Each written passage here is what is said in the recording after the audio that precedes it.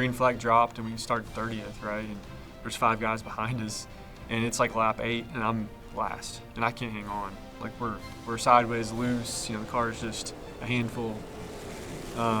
So the caution comes out. We're not a lap down yet, and it's like lap 26 or something like that.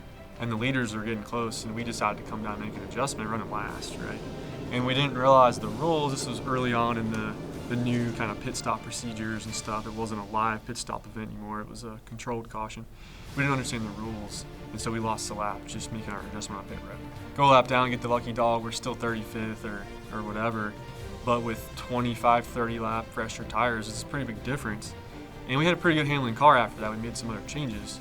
And so by the time the caution came out, like 75 laps later, we were running in the top 10, maybe even 5th or 6th. Travis Braden from West Virginia, looking to try to pick up the pieces from his struggles being a couple of laps down early in the going. And so now it's basically a race to just hope we don't need those tires we had to use at the end. And it comes down, we're getting close, and I can just tell I'm counting laps, and I'm keeping track, and I'm thinking about everyone else's pit cycles and stuff. And I started to realize there's a chance that it's either they're not gonna have a window to put their last set of tires on, which is exactly what our only chance to win here is, or that it's gonna be really late in the race, so it's still gonna be tough for them to pass cars that stay out. So I started thinking really positive, like let's make this happen, right? And got really aggressive. We had raced all the way up through there, running 4th, I believe. And I made it 3 wide with Jeff Chiquette and I believe Cole Butcher. Travis Braden into 26. He qualified 30th. He's going 3 wide, racing for 2nd down the back straightaway. And passed him, just 3 wide down the backstretch. Just the car was handling really well at that point in the race, and now we're running 2nd behind Ty Majeski. And as I passed him 3 wide, obviously it kind of messed my momentum up. And Cole Butcher tried to kind of cross me back over, and I was trying to prevent that hole from being there. And I don't remember how it happened, but we made contact slightly going into turn 1, and he spins me out. Not necessarily intentionally, but I spin him. Ty Majeski has hit it from the field. This is the battle. 2nd on back. Nassie now gets the 2nd contact right there.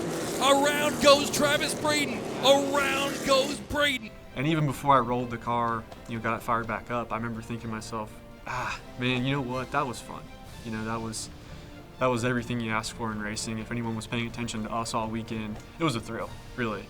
And so it was kind of like, wow, this is our first try. And we were actually really close after all we went through. So it was a super emotional moment, really, for me. And then, they line us back up, and no one had taken any tires because it was too late in the race. And I'm thinking to myself, well, we're still like 11th or 12th.